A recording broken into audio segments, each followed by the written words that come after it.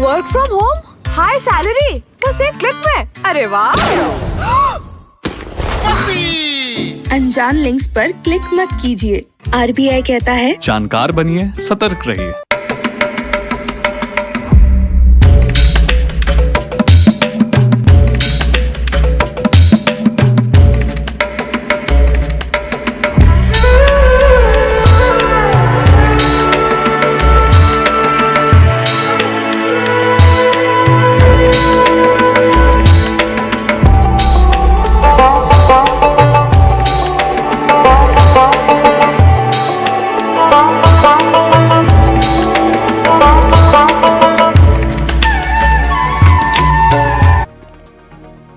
Live from New Delhi, you're watching DD India News Hour, India's voice to the world. I'm Preeti Kaur. Coming up in the next 1 hour.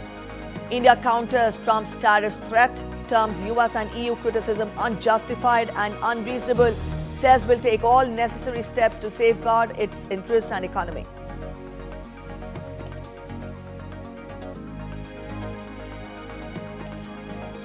Philippines President Marcos to meet Prime Minister Narendra Modi on his first state visit to India. Key agreements to be exchanged.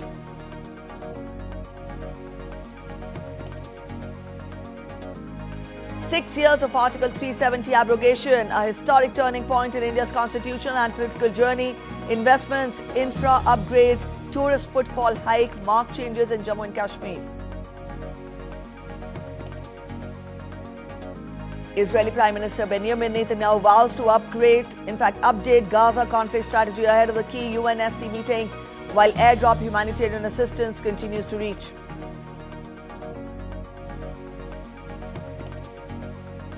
Brazil's former president Bolsonaro put under house arrest after defying court's order in a move that could escalate tensions with the administration of US President Donald Trump.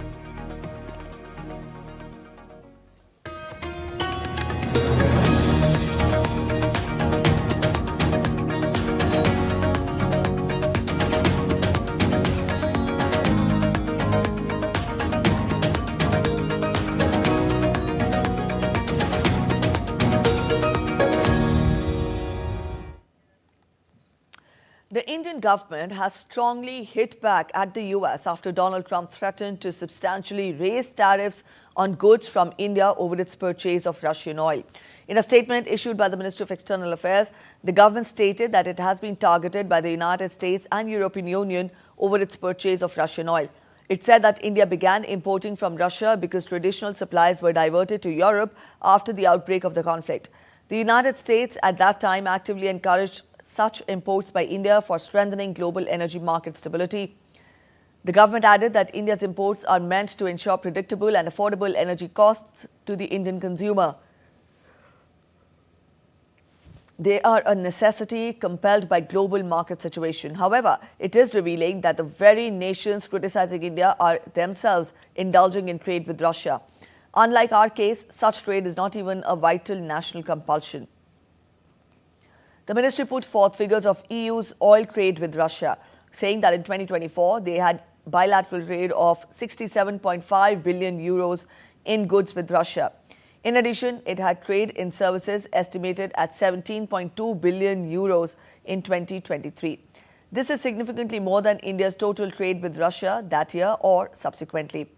European imports of LNG in 2024, in fact, reached a record 16.5 million tons, surpassing the last record of 15.21 million tons in 2022.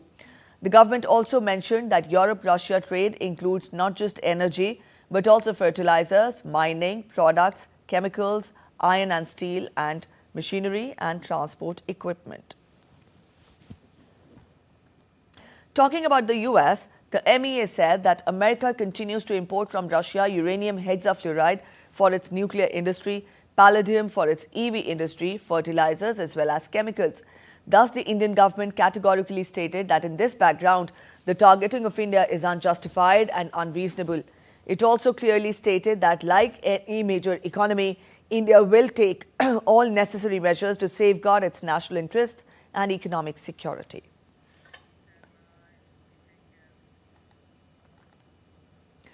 As the monsoon session of Indian Parliament continues, reports of the department-related Parliamentary Standing Committee on Finance will be presented in the upper house of the Parliament. Also, reports of the department-related Parliamentary Standing Committee on Energy will be taken up. The House is to take up the Carriage of Goods by Sea Bill 2025. The bill will provide for the responsibilities, liabilities, rights and immunities attached to the carriers with respect to the carriage of goods by sea. The lower house of Parliament or Lok Sabha will take up the readjustment of representation of scheduled tribes in assembly constituencies of the state of Goa Bill 2024. The Merchant Shipping Bill 2024 will also be tabled for consideration and passage. The bill will consolidate and amend the law relating to merchant shipping to ensure compliance with India's obligation under the maritime treaties. The National Democratic Alliance Parliamentary Party meet is scheduled to take place on Tuesday at the Parliament Library building. The meeting will be attended by NDA members from the Lok Sabha and Rajya Sabha. Both Lok Sabha and Rajya Sabha have witnessed repeated adjournments over the opposition's insistence on the demand for discussion on the SIR in poll-bound Bihar. Amid opposition protests, Parliamentary Affairs Minister Kiran Rijiju said that following an all-party meeting, time had been allotted in the BAC meeting to discuss the National Sports Bill and the Anti-Doping Bill. He urged members not to waste the time of the House and condemned their stance.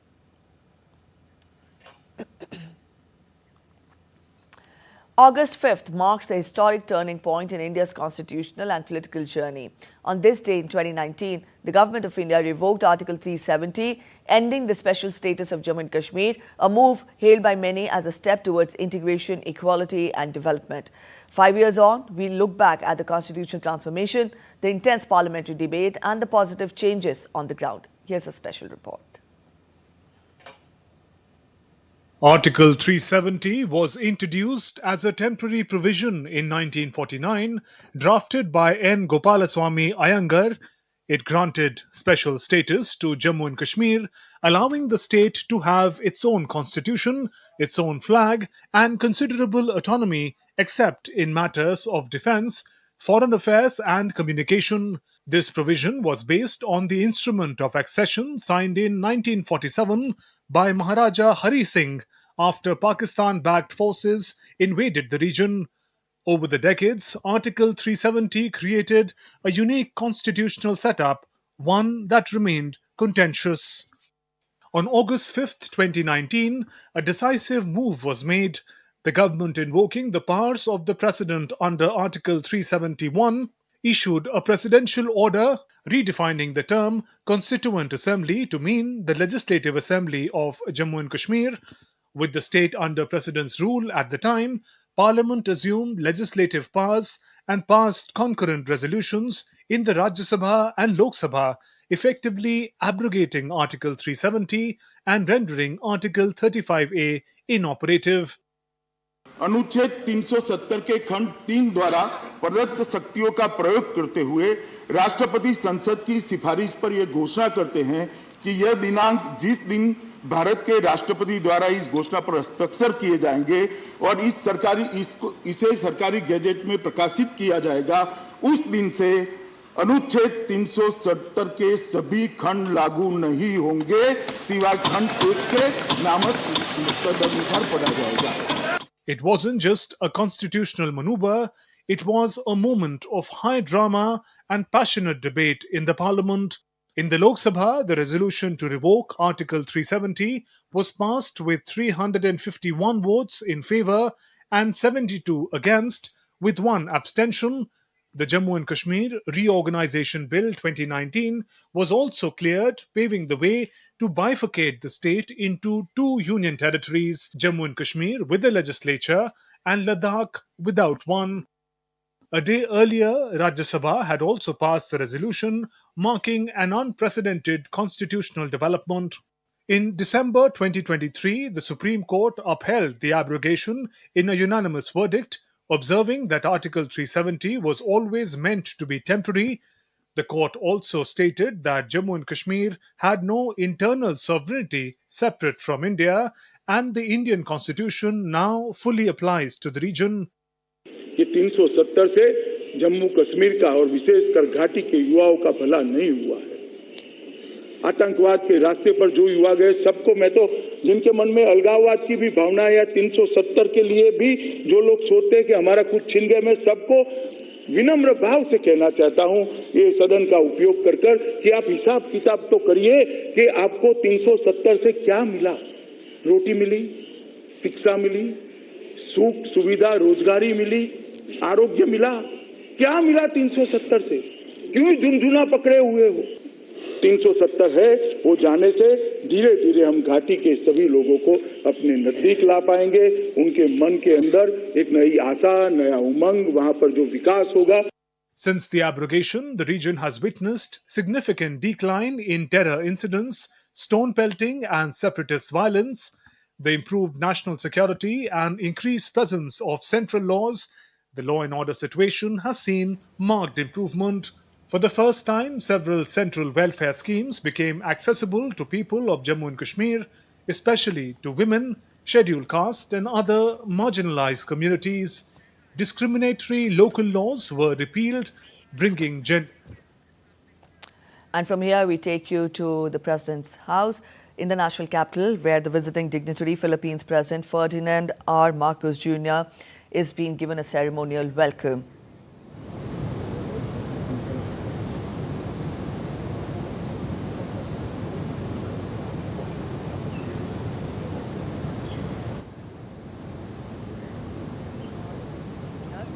Has begun his first state visit to India. Philippines President, the visiting dignitary Ferdinand R. Marcos Jr. has begun his first state visit to India, and a lot of expectations have been put forth with regard to this visit. Here we can see him along with Prime Minister Narendra Modi and President Draupadi Murmu at the Rashtrapati Bhavan. The visiting dignitary is being accorded a ceremonial welcome.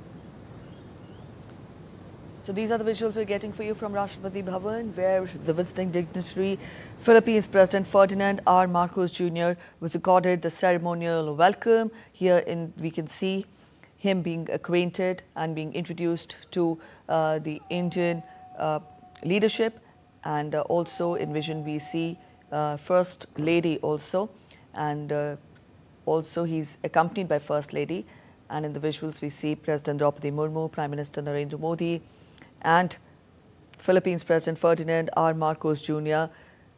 being acquainted, being introduced to the Indian leadership.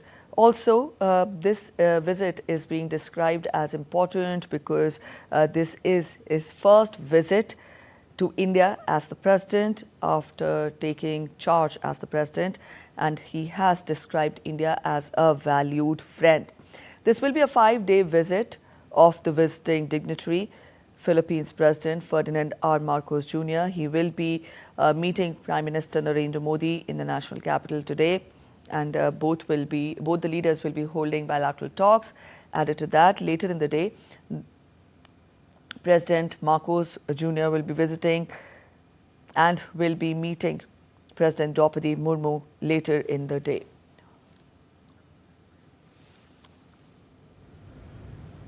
Good morning. Good morning. A very warm welcome to India, Mr. President. Thank you very much. I'm Abhishek from India State Government. So my question to you is, this is your first state visit to India. What are your expectations from this visit, sir? Oh, well, I think it is a reaffirmation of the alliance and the partnership that we are strengthening. Where we used to refer to the Asia-Pacific region, we now refer to as the Indo-Pacific region, which is the I think a correct evolution of that understanding because of the global nature of all of politics and of all of trade and all of the economy.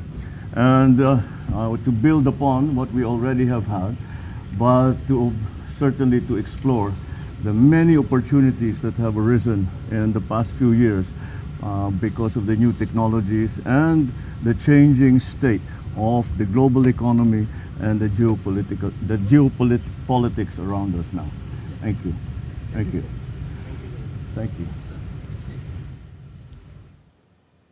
So that was Philippines President for his comprehensive strategic partnership with ASEAN. And talking of India, then India's relations with the Philippines are an integral pillar of the Act East policy, of the Vision Mahasagar, and also India's vision of the Indo-Pacific. So here on our screens, we have Prime Minister Narendra Modi, we have President Draupadi Murmu with the visiting dignitary, President of Philippines, Ferdinand R. Marcos Jr., along with the First Lady at Rashtrapati Bhavan. President Ferdinand Marcos Jr. was accorded a ceremonial welcome. He is on a 5-day state visit to India, and this is the first state visit of him to India after he assumed charge as President of Philippines. Remember, this state visit of President Marcos coincides with the 75th anniversary of India-Philippines diplomatic relations. This visit indeed is an opportunity for both the countries, for both the leaders, to set the future of the bilateral cooperation and to engage on regional and international issues of mutual interest as well. So up on your screens, we have Ferdinand Marcos Jr., President of Philippines, on his visit to India, and he was accorded a ceremonial welcome at the Rashtrapati Bhavan, at the forecourts of the Rashtrapati Bhavan just a short while back. We will keep you updated. He will be holding bilateral talks with Prime Minister Narendra Modi during the day. He will also meet President Draupadi Murmu later in the day today. We'll keep you updated. Up next, we're heading for a short break. On the other side of the break, we show you reactions from Jammu and Kashmir after Government of India revoked Article 370 and also other updates from India. Stay with us.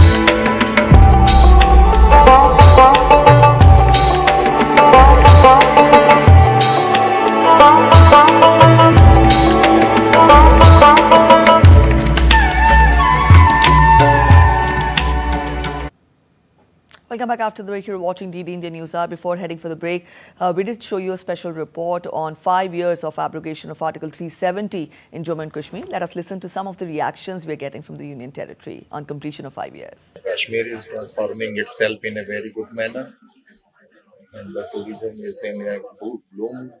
Good, it's very good. So you are at the historical Dal Lake, the iconic tourist place. So how is the experience? Very nice, very refreshing, very nice. Would you like to say something? Beautiful, beautiful Kashmir. I find Kashmir a really heaven on earth, and the security which is being provided by the Indian government is top notch. I have observed that the development is taking a runway here. It is flying because the tunnels I have seen today, the tunnels while traveling from Sonmarg, I have seen a national highway being constructed between Srinagar to Leh Ladakh. So hats off to Amit Shah, Honorable Prime Minister Narendra Modi. They are doing excellent job here, and we are very hopeful that situation will definitely one day all of us, there will be no need of security personnel here. Neglected for decades, the families of terror victims in Kashmir will finally receive the justice, recognition and support they deserve after years of suffering in silence. In a significant outreach move, Jammu and Kashmir Lieutenant Governor Manoj Sinha will hand over appointment letter to 250 terror victim families in Srinagar.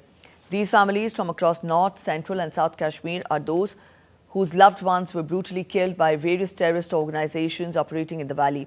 Since the rise of the threat of terrorism 3 decades ago, these families have been enduring tremendous hardships, losing their family members in violent acts carried out by organizations such as Jaish-e-Mohammed, Hizbul Mujahideen, Lashkar-e-Taiba and other terrorist outfits.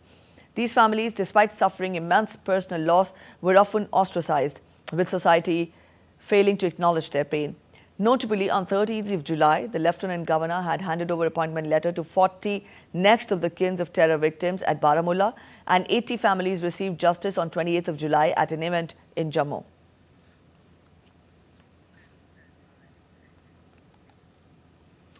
Staying with Jammu and Kashmir, the encounter in Akhul forest area of Devsar in Kulgam district entered its 5th day on Tuesday, with intermittent firing and explosions continuing. Director General of Police and senior commanders from the Army's 15 Corps are closely monitoring the operation. The operation was launched on Friday evening after security forces received credible intelligence inputs about the presence of terrorists hiding in the dense Akhul forest.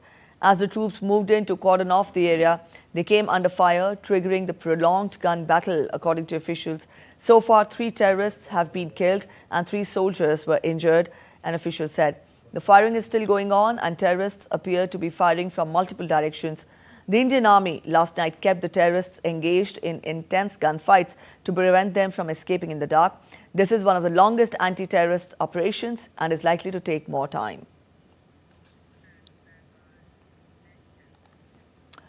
Moving on to updates from Manipur now, where a series of counter-insurgency operations were carried out from July 29th to 4th of August by the Indian Army and Assam Rifle units in close coordination with Manipur Police and other agencies. During the 7-day operation, security forces arrested 15 active insurgent cadres and recovered 69 weapons and 16 IEDs, both in the strife-torn states Hill and the Valley. Grenades, ammunition, radio sets and other warlike stores were also recovered during multiple operations in the forested and high-risk areas. These coordinated actions underscore the firm resolve of the security forces to maintain peace and stability in the region while preventing the resurgence of insurgent activities. In a significant step towards self-reliant India in defence technology, the Chief of the Army Staff, General Upendra Dwivedi, inaugurated Agni Shodh, the Indian Army Research Cell at IIT Madras. Now, the initiative aims to upskill military personnel in emerging fields such as additive manufacturing, cybersecurity, quantum computing, wireless communication and unmanned systems, fostering a tech-enabled force. On the occasion, the Chief of Army Staff addressed the faculty and students on Operation Sindoor, highlighting it as a calibrated, intelligence-led operation reflecting a doctrinal shift. He underlined the role of indigenous technology and precision military action in reinforcing India's proactive security posture. He also lauded the IIT faculty for their contribution to nation building through academic excellence. The last rites of Jharkhand Mukti Morcha founder and former Chief Minister Shibu Soren will be performed today in his native village Nemra near Barka Nala in Bokaro district. The 81-year-old tribal leader and veteran politician breathed his last on Monday morning at Sir Gangaram Hospital in New Delhi after a prolonged illness related to kidney complications. Large number of supporters, political workers and tribal community members are also expected to gather to bid farewell to the Dishom Guru, a title commonly used to refer to Soren, acknowledging his leadership among the tribal communities.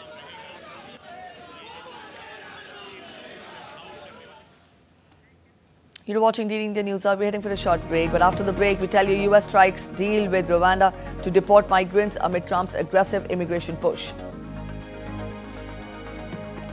Thailand, Cambodia begin preliminary talks in Malaysia to finalize border ceasefire framework.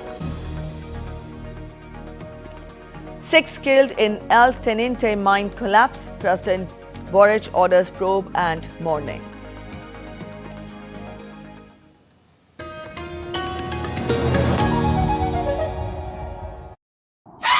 स्वागत आहे to magnetic Maharashtra.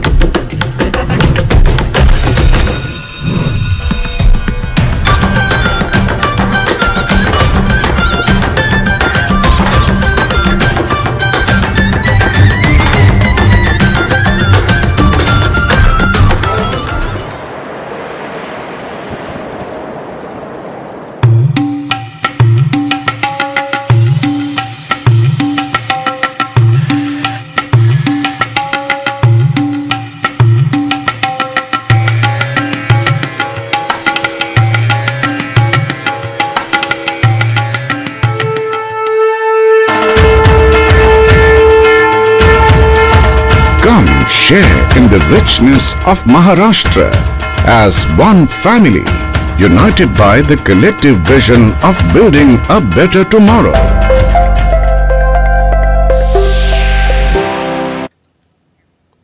Welcome back after the break. You're watching DD India News Hour. A quick relook at the top stories now.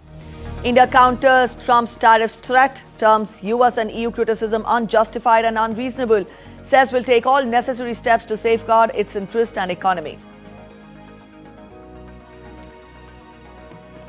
Philippines President Marcos accorded ceremonial reception at Rashtrapati Bhavan. He will meet Prime Minister Narendra Modi on his first state visit to India. Key agreements to be exchanged.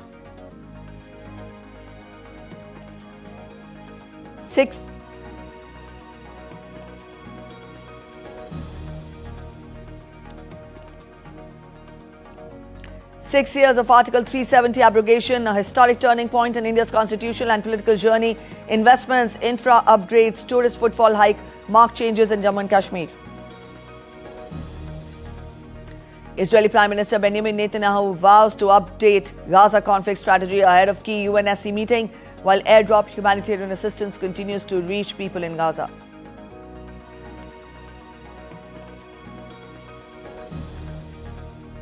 Brazil's former president Bolsonaro put under house arrest after defying court's order in a move that could escalate tensions with the administration of US President Donald Trump.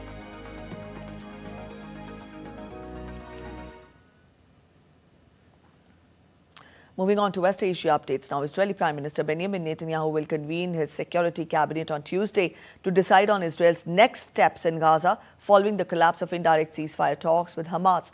It comes a day before the UN Security Council meeting on the fate of hostages still held in Palestinian territory last Saturday during a visit to the country. U.S. Middle East envoy Steve Witkoff had said that he was working with the Israeli government on a plan that would effectively end the conflict in Gaza.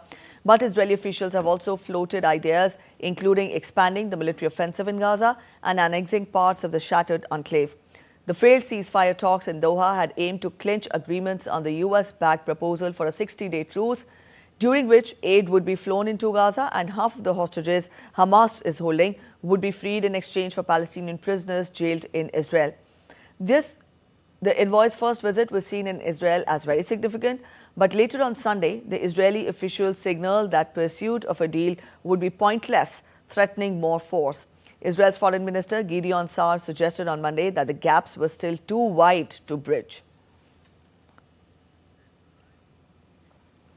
Canada delivered humanitarian assistance through airdrops to Gaza, again accusing Israel of violating international law. The Canadian Broadcasting Corporation reported that it was Canadian Armed Forces' first humanitarian airdrop over Gaza using their own aircraft. The Israeli military said 120 food aid packets for Gaza's residents were airdropped by 6 countries, including Canada. The other 5 were Jordan, United Arab Emirates, Egypt, Belgium, and Germany. Canada said last week that it plans to recognize the state of Palestine at a meeting of the United Nations in September, ratcheting up pressure on Israel as starvation spreads in Gaza. Canada also said on Monday that Israeli restrictions have posed challenges for humanitarian agencies.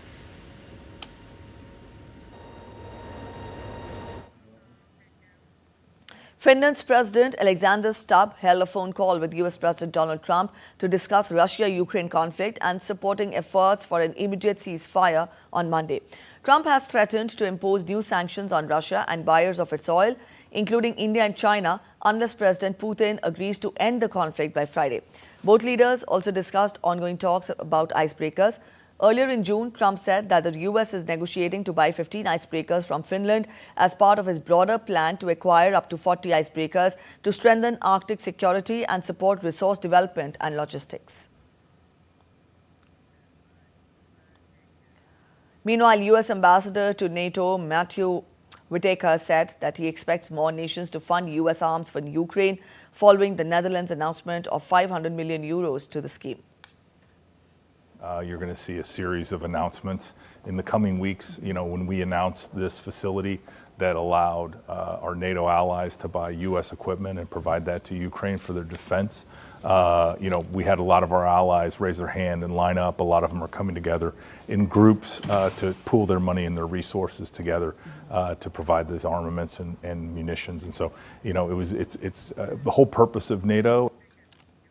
Brazil's Supreme Court on Monday issued a house arrest order for former President Jair Bolsonaro, who is standing trial for allegedly plotting a coup.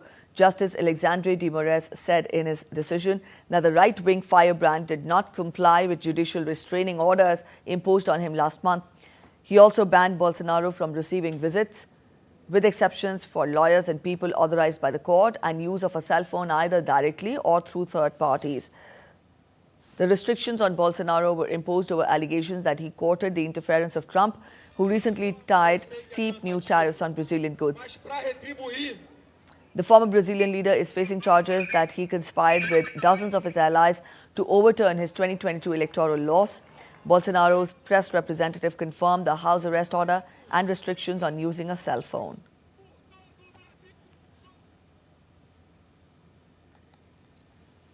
The United States on Monday condemned a decision by Brazil's Supreme Court to put former Brazilian President Jair Bolsonaro under house arrest. The Department Bureau of Western Hemisphere Affairs said in a post on X, and I quote, "Putting even more restrictions on Jair Bolsonaro's ability to defend himself in public is not a public service. Let Bolsonaro speak," and I unquote. The United States and Rwanda have agreed for the African country to accept up to 250 migrants deported from the U.S. as President Donald Trump's administration takes a hardline approach towards immigration. Under the agreement, Rwanda has the ability to approach each individual proposed for resettlement. Those approved will be provided with workforce training, healthcare and accommodation support to jumpstart their lives in Rwanda, giving them the opportunity to contribute to one of the fastest growing economies in the world over the last decade. President Donald Trump aims to deport millions of migrants in the U.S. illegally, and his administration has sought to ramp up removals to third countries, including sending convicted criminals to South Sudan and Eswatini, formerly known as Swaziland.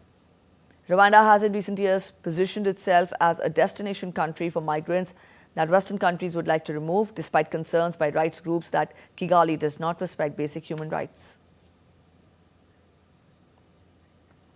Preliminary talks between Thailand and Cambodia defense officials started on Monday in Malaysia ahead of a key ministerial level meeting on Thursday. The ceasefire, which came after 5 days of border clashes between Cambodia and Thailand, was reached at a meeting in Malaysia last Monday, with help from the United States and China also observing. Malaysian Armed Forces Chief General Mohammad Nizam Jafar said that both parties are now in the final stages of discussion over a proposed terms of reference and the formation of an interim defense attaché monitoring force, which would precede the establishment of a formal ASEAN monitoring team. The secretariat-level meeting, hosted by Wisma Perwira by the Malaysian Armed Forces, brings together 54 representatives from both the countries in an effort to lay the groundwork for lasting stability after weeks of deadly border clashes. In Chile, family members and friends of the miners who lost their lives in the recent El Teniente mine collapse gathered to bid farewell to the victims in a memorial ceremony on Monday. All 5 workers at the copper mine who were trapped in a collapse last week have been found dead. The total death toll stood at 6, including 1 person who died at the time of the accident.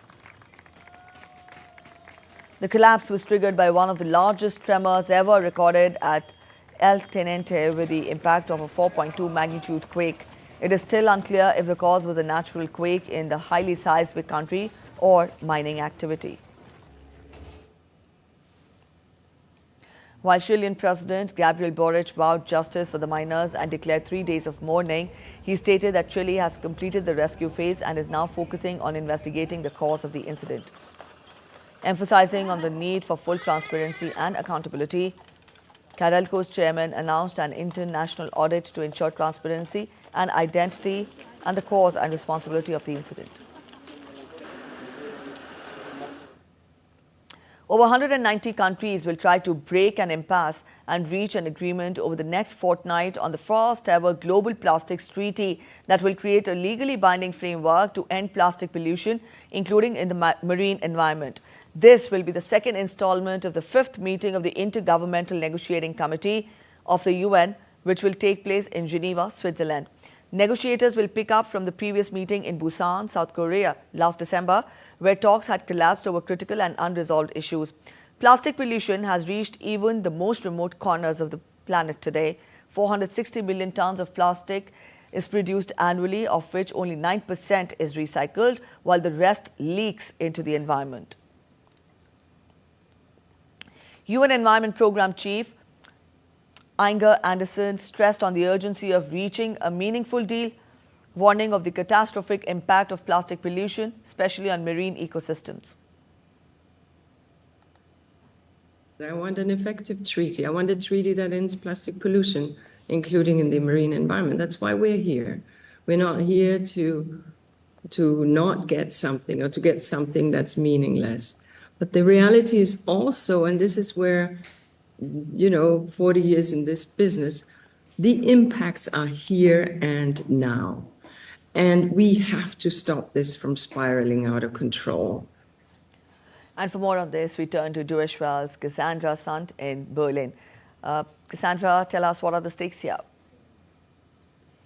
Well, thanks for having me. And I should say that the stakes are incredibly high for all sides. And let's not forget that the global plastics industry is worth hundreds of billions of dollars, and that global plastic consumption is set to triple by 2060, at least according to OECD projections on the current situation. So the UN is even projecting that in the next 15 years, the amount of plastic waste in soils and waterways is expected to surge by 50%. Meanwhile, less than 10% of plastic is actually recycled. So take that in combination, this increasing plastic production and more plastic waste. And now keep in mind as well that plastics, when they break down, think of like a plastic bottle on a roadway that gets repeatedly stepped on or run over, that then these teeny tiny bits of plastics are breaking off and finding their way into literally every part of the human body, from being absorbed by the skin to found inside the brain to even breast milk.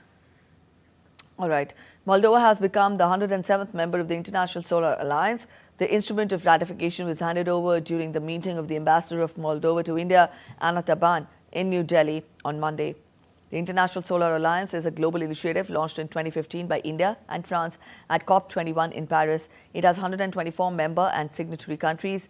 The alliance works with governments to improve energy access and security worldwide and promotes solar power as a sustainable transition to a clean energy future.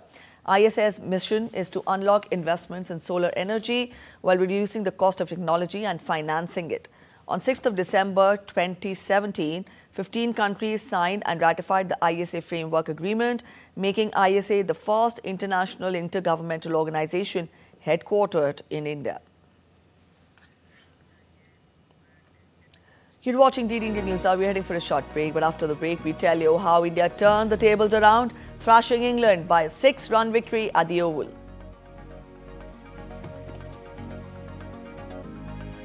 Novak Djokovic withdraws from Cincinnati Open again, prioritizes fitness ahead of US Open title bid.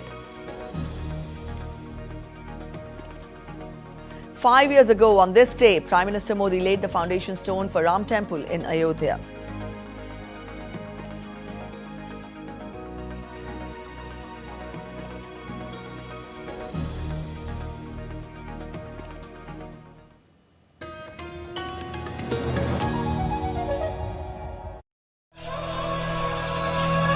Open your mind to a whole new world. Explore mystic wonders of nature in the forests. तो मुझे देख के आपको लग रहा है कि मुझे इजी वाला देना चाहिए.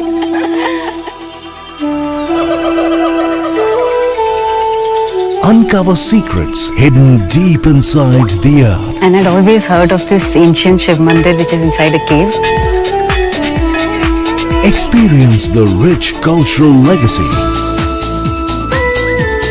मुझे बताइए इस डांस फॉर्म के बारे में, इस आर्ट फॉर्म के बारे में. Experience the blend of vibrant warmth and stunning creations. It fits perfectly. Thank you.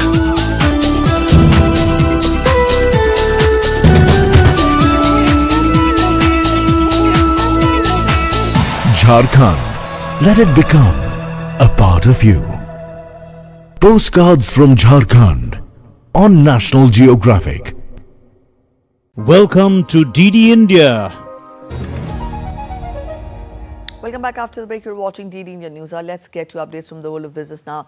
The European Union will suspend 2 packages of planned countermeasures against the United States tariffs for 6 months following a deal with the US.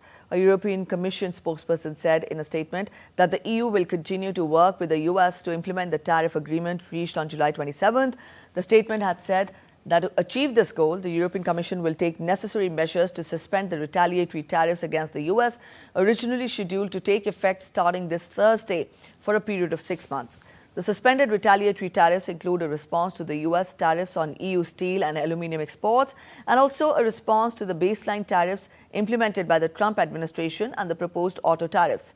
US President Donald Trump and European Commission President Ursula von der Leyen held an informal meeting in Scotland on July 27th. After the meeting, Trump announced that the US and the EU had reached a consensus on a new trade agreement. Tesla has granted CEO Elon Musk shares worth about $29 billion in a new pay deal aimed at keeping the billionaire entrepreneur at the helm. The company described the interim award of 96 million new shares as a first step, good faith payment to honor Musk's more than $50 billion pay package from 2018 that was struck down by Delaware court last year. Musk can claim the new award if he remains in a top executive role for another 2 years and a court does not reinstate the 2018 package currently on appeal. He has to hold the shares for 5 years and can buy them for $23.34 per share, the same as the exercise price of the 2018 award. Tesla will also put to vote a longer-term CEO compensation plan at its annual investor meeting on November 6th. More than 3,200 union members who assembled Boeing's fighter jets in St. Louis area and Illinois went on strike on Monday after rejecting a second contract offer the previous day. Boeing Defense said that it was ready for the work stoppage and it will implement a contingency plan that uses non-labor workers. According to the company, the rejected 4-year contract would have raised the average wage by roughly 40% and included a 20% general wage increase and a $5,000 ratification bonus. It also included increasing periodic raises, more vacation time and sick leave. And from here, we now turn focus to sports. We'll talk of cricket first. India scripted a remarkable comeback to pull a famous 6-run victory at the Oval, denying England the series win. What turned out was a dramatic end to a thrilling test series. Here's how the action unfolded at the Oval. Curtains were drawn in a dramatic fashion to the Anderson Tendulkar Trophy in the 5th and final test match at the Oval. India clinched their narrowest win in test cricket, one that would be remembered for ages. Mohammad Siraj inspired India to a famous 6-run win in what turned out to be a fitting end to the test series. Along with Prasidh Krishna, Siraj snatched victory for India from the jaws of defeat. India set England 374 runs to win and draw the series. In reply, England were on a bit of a pickle at 106 for 3. However, Harry Brook and Joe Root launched the counter-attack to push India on the back foot. But late on day 4, as the condition turned conducive to bowling, India managed to pick 3 wickets, and England, 301 for 3 at one stage, lost their 7 wickets for 66 runs, a collapse prompted by Brooks' reckless dismissal after he had made a superb century. India suddenly had a chink of hope and they took full advantage, removing Jacob Battle and Joe Root before bad light and rain ended the 4th day early.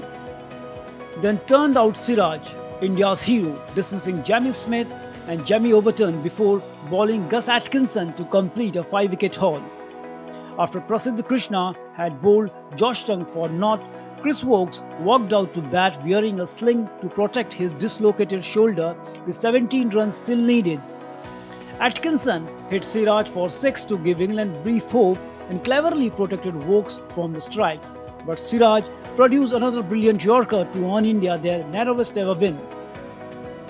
India took the last 4 wickets in under an hour to bowl out England for 367.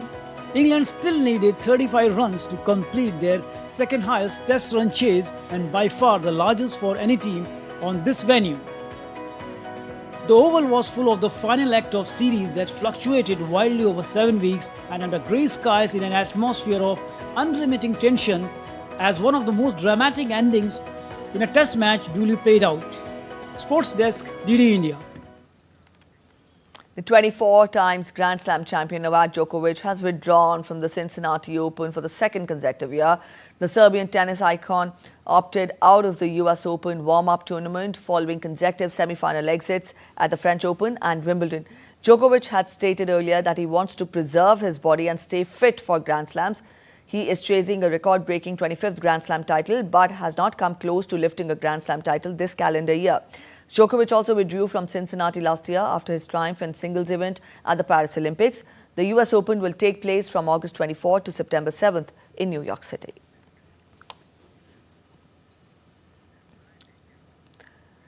In news other than sports, on this very day 5 years ago, Prime Minister Narendra Modi laid the foundation stone for the construction of Ram Temple at Ram Janmabhoomi in Ayodhya. Let's take a look at the historic event. August 5th, 2020, Ayodhya, Uttar Pradesh. A historic date. On this day 5 years ago, Prime Minister Narendra Modi laid the foundation stone for the construction of the grand Ram Temple. This marked the auspicious beginning of the construction of the magnificent temple for Ram Lalla. सदियों का इंतजार आज समाप्त हो रहा है. राम मंदिर के लिए कई कई सदियों तक, कई कई पीढ़ियों ने अखंड, अविरत एक निष्ठ प्रयास किया है। आज का ये दिन उसी तप, त्याग और संकल्प का प्रतीक है। This is the same birthplace that lives on in Hindu beliefs, scriptures and legends. It is the very land where Lord Sri Ram was born in the Treta Yuga, in the home of Emperor Dashrath and Queen Kaushalya, in the city of Ayodhya, situated on the banks of the Saryu River. From the Treta Yuga to the 16th century, it remained a center of faith for devotees of Lord Ram. But in 1528 AD, Mughal Emperor Babur had a mosque built on the birthplace by demolishing the temple. Devotees continued to hold their unwavering faith in Lord Ram, but were deprived of the right to worship at his birthplace.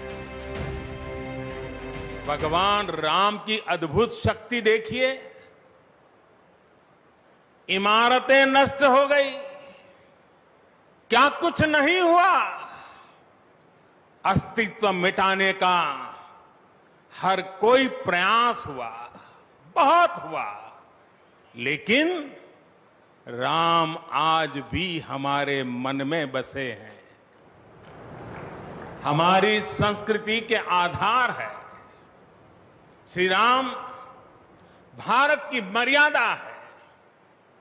Shri Ram मर्यादा पुरुषोत्तम है। A period of struggle began. Centuries of foreign rule passed. The legal battle began in 1949. After decades, on November 9, 2019, a 5-judge constitutional bench of the Supreme Court awarded the land ownership of the birthplace to the Hindus. The 500-year-old struggle came to an end, and August 5, 2020 was etched in history as the day the foundation stone was laid by Prime Minister Narendra Modi. The temple was inaugurated on January 22, 2024. Bureau Report, DD India. All right, with that, we end this edition of DD India News Hour here. But let us know your thoughts on the news of the day. For those of you on the go, you can get all the latest news and updates from India and across the world on the DD India mobile app. This app is available on both Android and iOS platforms, and you can download the respective QR codes. We'll be back with more news as it breaks here on DD India. I'm Preeti Kaur signing off, and from all of us here in Delhi, thanks for watching DD India News Hour.